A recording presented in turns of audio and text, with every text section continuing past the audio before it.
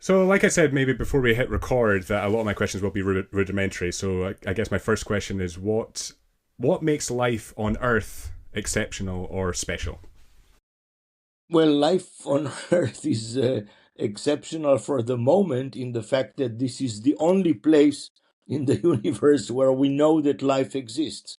So when we ask, is Earth exceptional, we mean, uh, is this an accident, a very freak accident, or does it happen everywhere? And is there life elsewhere in our own Milky Way galaxy or in the universe in general? Hmm. How how likely do you think it is that there is life elsewhere?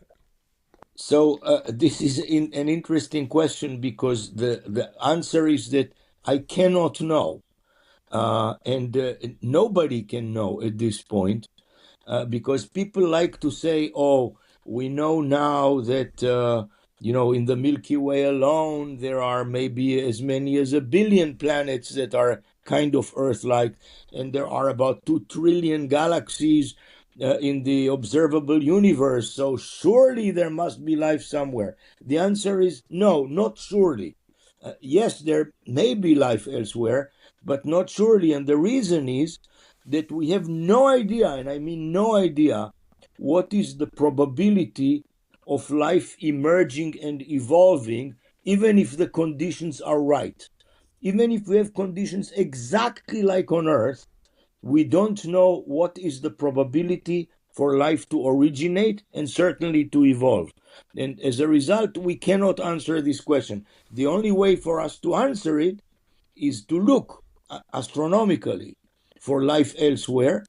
And yes, if we will find another life, in another place, then there may already be, almost infinite things, because there is this principle which is zero, one, infinity, which says either something is so unlikely that it never happens, or it is extraordinarily unlikely and it happens only once. But if it happens more than once, then most likely it happens in many places. Mm. So, do you think life on Earth is the result of a cosmic fluke, or do you think it's just a result of multiple things going right at the exact right time? Oh, well, that is what a fluke means. Well, yeah. Multiple things happening right at the right time. Um, so clearly, I think Earth allowed life because we are here to talk about this. So clearly, life on Earth did happen.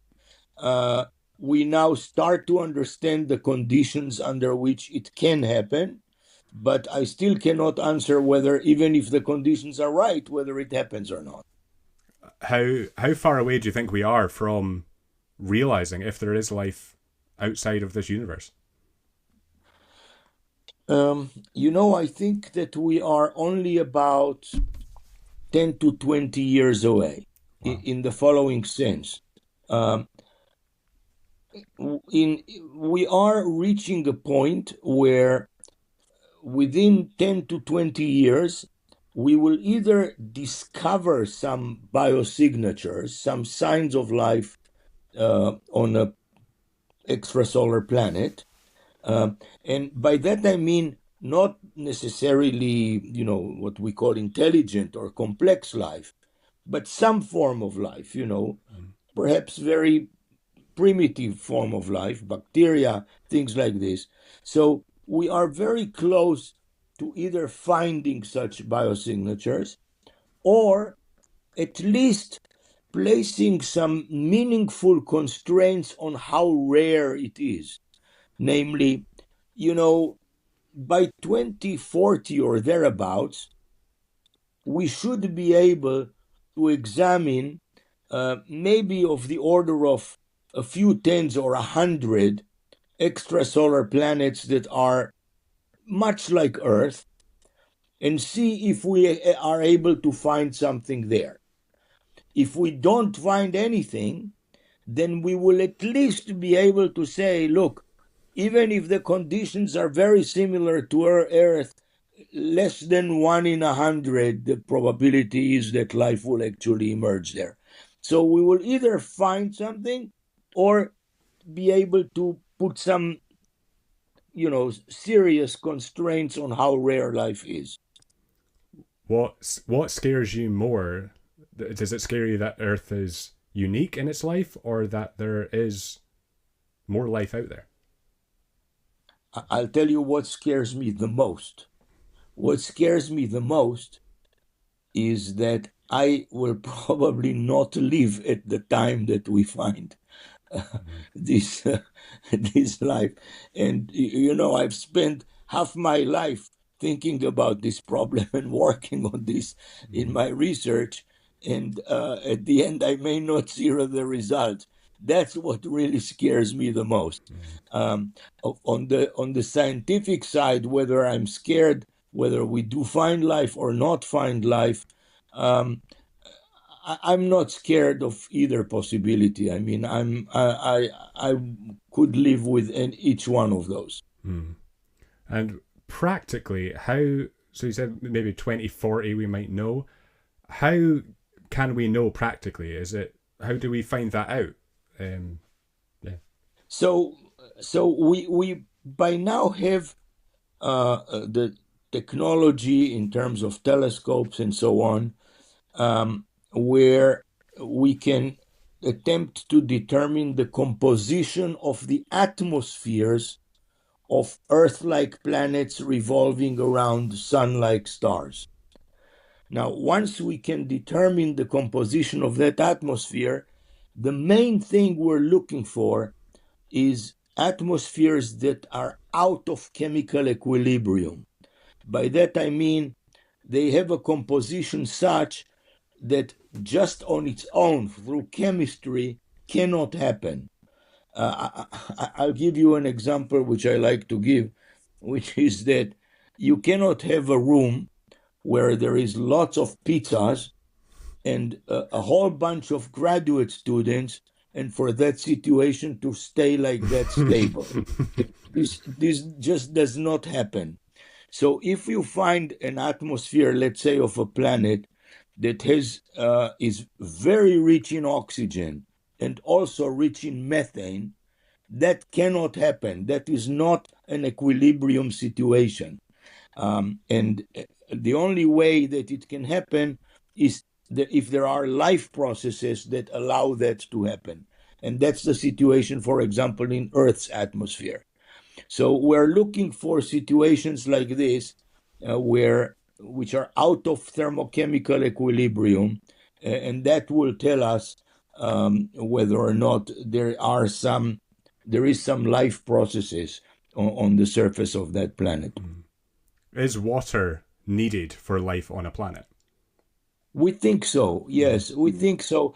You need a solvent for sure, because you need to have the chemical reactions that make life. I mean, you have to bring together all the chemical compounds that make up life, and you need a solvent. And water turns out to be a fantastic solvent. It has properties that no other solvent has. And so we think that it may be absolutely necessary. Now, mind you, I mean, we do keep an open mind to the possibility of other solvents. For example, on the surface of the moon Titan in our own solar system, it's a moon of Saturn, the planet Saturn. There are lakes of liquid methane, and the question is, can you have life start in liquid methane? Well, liquid methane is extraordinarily cold. And in those enormously cold temperatures, it is very, very difficult to get complex chemistry going on. So people have tried different other, and still are trying, various other solvents. But for the moment, it does appear as if water is maybe the best. Now you said you've spent the best part of 40 years studying this topic.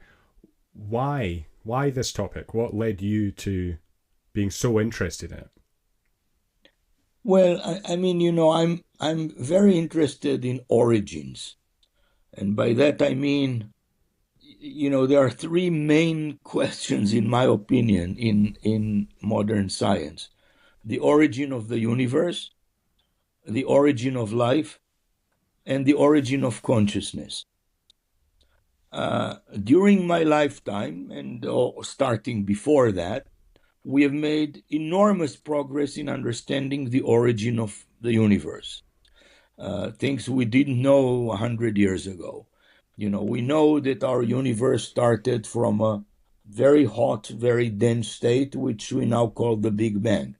Now, there are many details of that origin which we still don't know and don't understand, but we know and understand a lot. In particular, the sentence I just said: our universe started from a hot, dense state. Okay, so we made a lot of progress on this. We now, have made by now a lot of progress on the origin of life on Earth.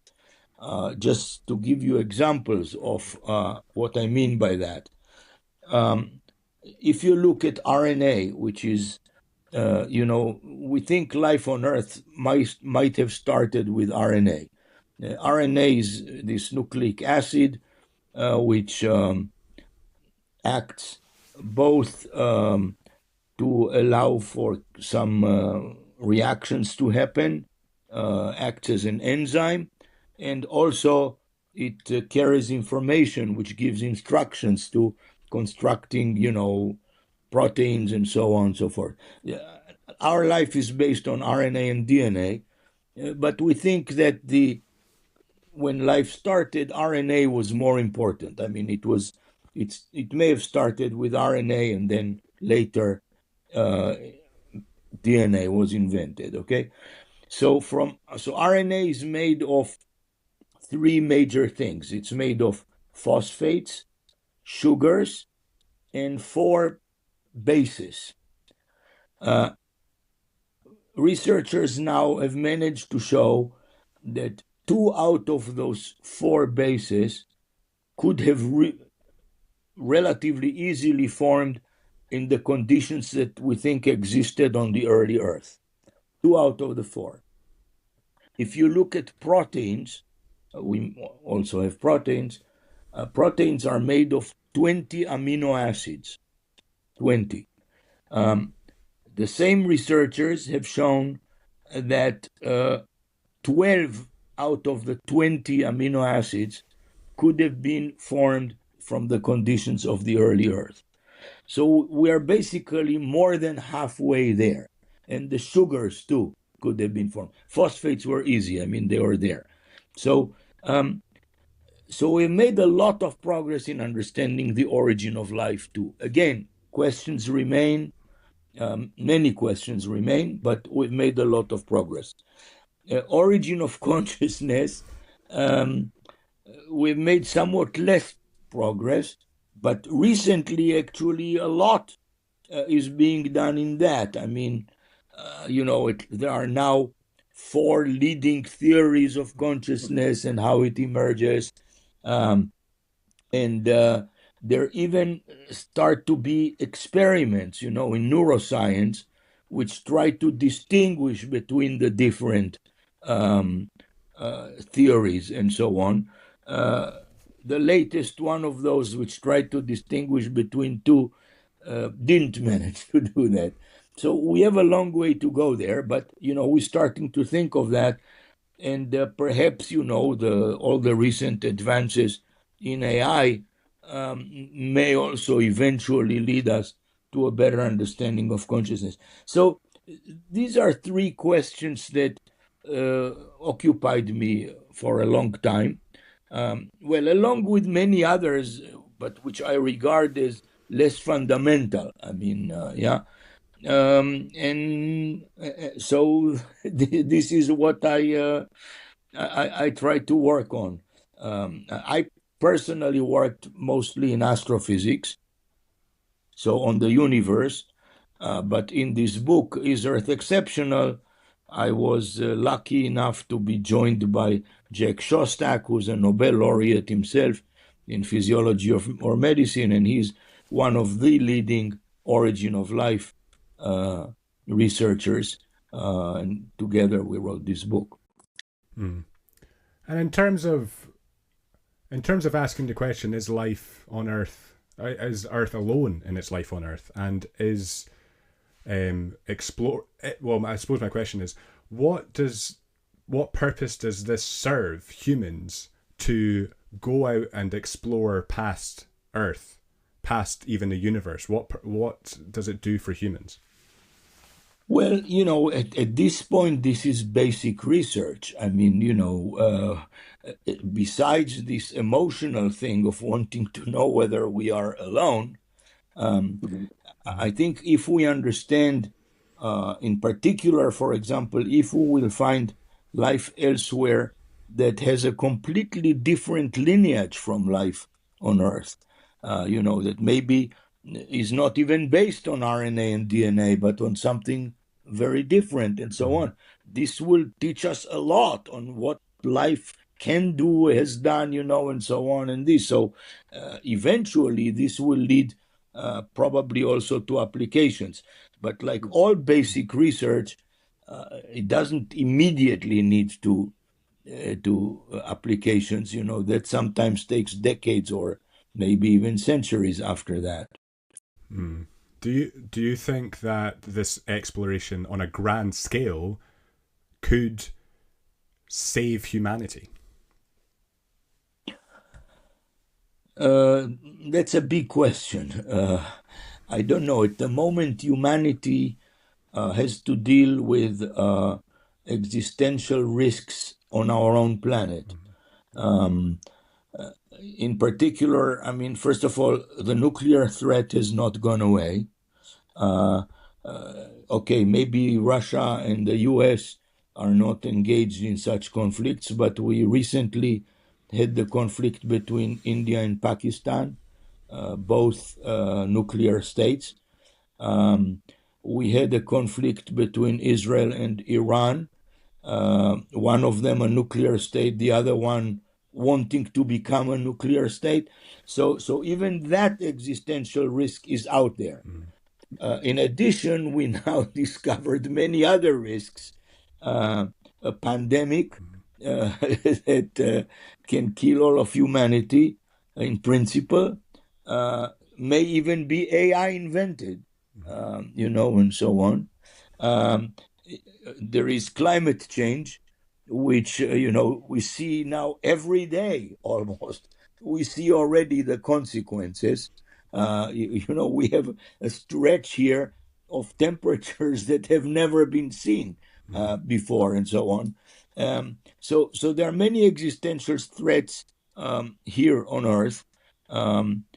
So I think we have to deal with those because some of them are imminent. I mean, climate change is happening already at a very large scale.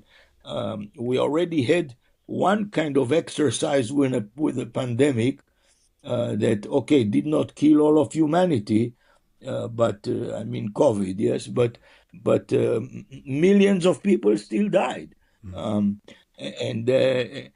AI, who knows what that may cause. I mean, the thing is that unfortunately, even the people who create those tools don't exactly know what's going to come out.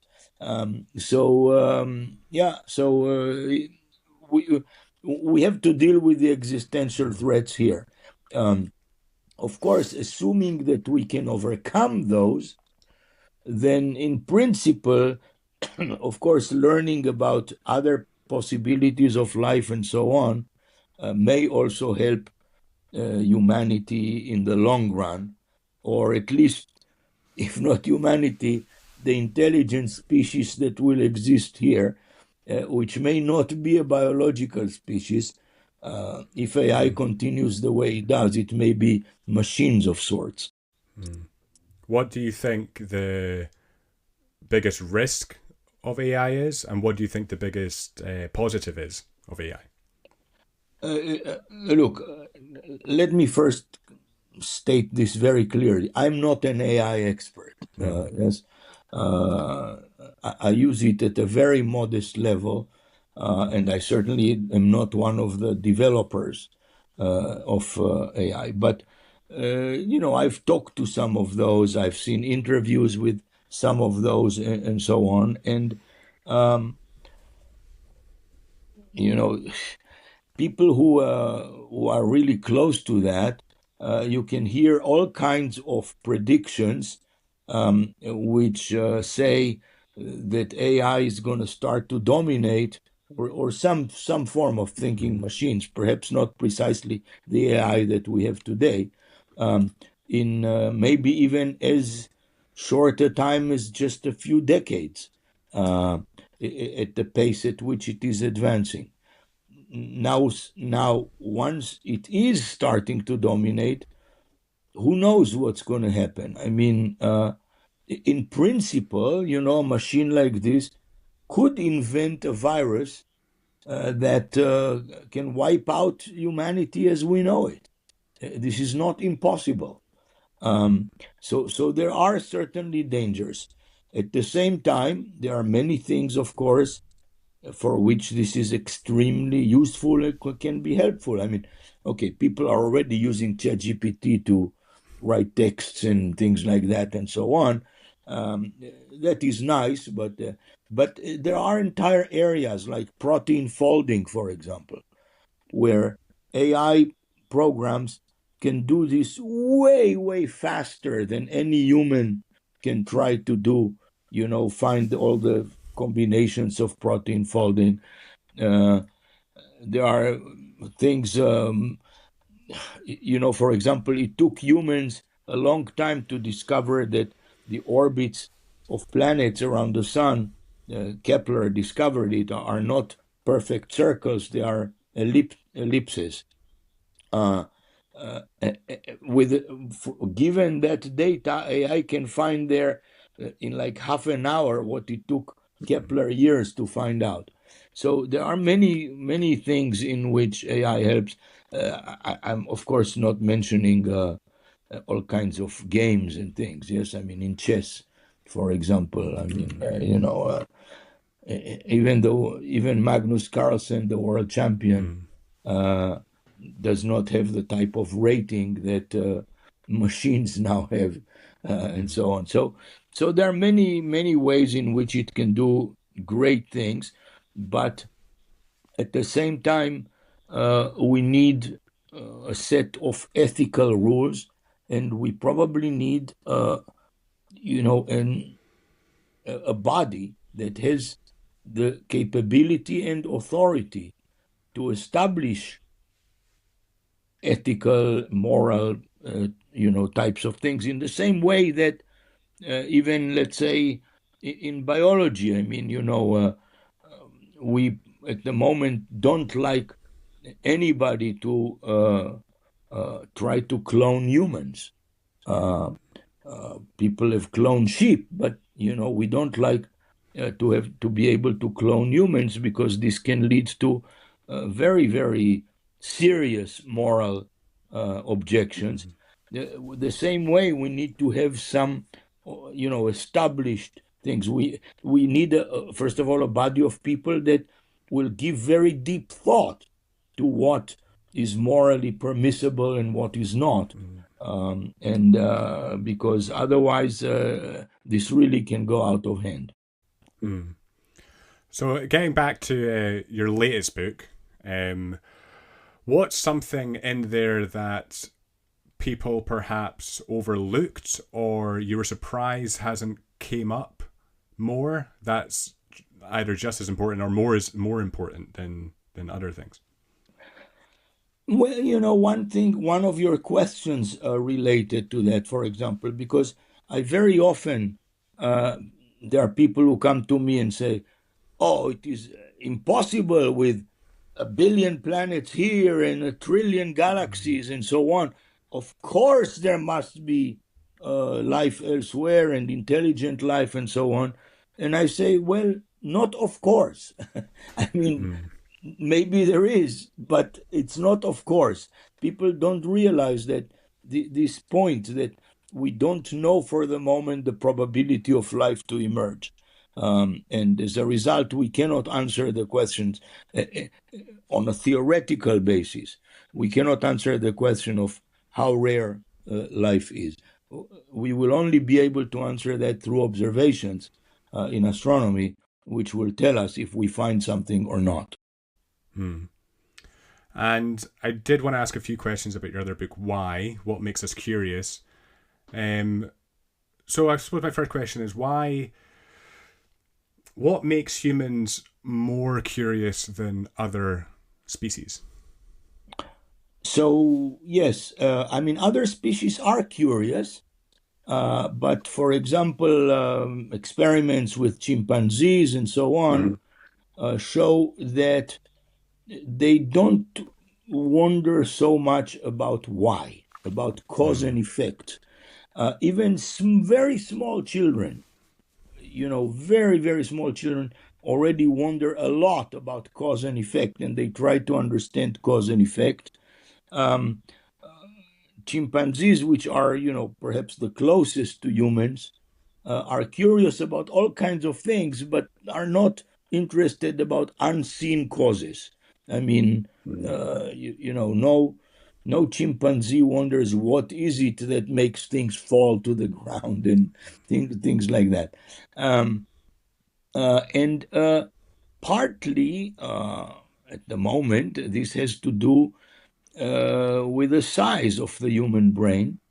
Um, uh, People like to talk about size compared of the brain compared to size of the body and so on. Um, so it's the size and the complexity of the human brain, which is more advanced than for other species. Um, and this probably causes us to be more curious in the sense of asking all these questions that the answers to which have nothing to do with survival. I mean, humans have always been more curious than what they absolutely needed for Mm. survival. That is the main difference. At the same time, I will say, uh, the volume in our heads for the neurons that we have is finite, and it is not impossible that we are kind of reaching the limits of the capacities of our brain, and that the only way that to exceed that is actually through the machines, through some Mm. form of artificial intelligence. Mm. Is it not the case that perhaps why humans are the top of the food chain is perhaps because of our almost exaggerated form of curiosity, in that because as humans we absolutely detest uncertainty, and is it maybe the case that our curiosity is our attempt to make certain what is uncertain, and that's perhaps why we have advanced so much more than other species? Uh, yes, there is no question that we our curiosity is what has driven us to where we are. Yes, I don't want to say that. You use the word at the top. I mean, humans are Mm. still a natural product of evolution by means of natural selection. Um, uh, in fact, that may be one of the key differences between uh, humans and machines. Um, Humans have evolved through natural selection. Natural selection, as it's sometimes called, survival of the fittest, um, is generates this competitiveness and aggressiveness, which also exists in humans. And this is why, for example, there are questions such as the Fermi paradox, which is the question, where are they? If there are intelligent civilizations elsewhere, how come we have not seen any signs of them? Because the assumption is that every civilization is expansionist. It wants to expand, and you can do a simple calculations to show that they should have been here already long before the age of our galaxy. But if what becomes dominant at some point is the machines. The machines have not evolved through natural selection. They evolved by design. You can design something, and then the machines design something better, and then they design something even better, and so on. And they don't evolve through natural selection. So they actually may not have this expansionist or aggressive drive. And as a result, they may be quite happy living somewhere in space. They don't even need to be on the surface of a planet. Actually, it's best for them to be in free space, and not interested in, in us or anybody else. I mean, okay, maybe they know that we are there, but we are like worms to them, and they say, okay, yeah, there are these worms out there. We don't care about them, and so on and so on. That actually may even be the answer to the Fermi paradox. They never tried to expand or any such thing. Mm. And you spoke about various. But by the way, this on. idea was developed in an article I wrote with Lord Martin Rees, whom you may know, and we developed this as a potential answer to the Fermi paradox. There are about 100 other answers. I'm not claiming a particular superiority to our idea, but our idea is different than most of the others. So in terms of, so you spoke to and spoke about various individuals, curious minds in your book, Why? One of the most interesting things I found was that one of the most curious people, Leonardo da Vinci, the one thing that he wasn't curious about or detested was politics. Why did he hate politics so much? I think that this was very smart on his part, because he lived at the time of the Borgias, who basically killed everybody who disagreed with them, and he actually even managed to get funded by them. So, I mean, it may have been a tactic on his part. Right. And one of the ones that I found surprising was, or that people might find surprising, is Brian May, the guitarist of Queen. Why is he so curious? Or how is he so curious? Well, why is he so curious is because that's who he is. But he is, look, he is the lead guitarist of Queen, but he is also a PhD in astrophysics. He was a chancellor of a university, and he has all kinds of interest in protecting animals and so on. So he certainly works in many fields and is very interested in many things. So he is definitely what one might call a polymath. The polymath is actually an example of curiosity. And as much as you perhaps didn't write the book as a how-to guide to be more curious, have you found any ways to foster curiosity in oneself? Yes. Well, usually people ask me not so much in oneself, but in somebody else, how to foster. Like, people tell me, how do I make my grandson more curious? Things like that. And one of the ways that I think works at some level is to always start with, you see, everybody's curious about something. There is no such thing as a person who is not curious about anything. So always, if you want to make this, let's suppose that, I'll take the example which I've given, which is grandson. You have your grandson. Well, you are too young to have a grandson, but somebody has a grandson and wants to make him curious about the force of gravity, and it makes things fall, and I don't know what. And this grandson is 5 years old. If this grandfather will start with talking about gravity, he may bore the kid to tears. But the kid may be curious about something else. For example, dinosaurs. Okay? So, like kids in the US, most of them are fascinated by dinosaurs for some reason. So you start with dinosaurs and talk to the kid about dinosaurs. And yes, there is T-Rex and there is this and Triceratops and I don't know what and all these pterodactyls and things, and talk with it. And then, say, oh, and some 66 million years ago, all the dinosaurs were wiped out. And you know how they were wiped out? There was an asteroid, a big rock, which hit the Earth, and that's what killed the dinosaurs. And you know why this asteroid hit the Earth? Because there is the force of gravity, which the Earth attracted this asteroid, and that's why it fell down in this. So you start with dinosaurs and get to gravity. Don't start with gravity if you want to, make them curious about gravity.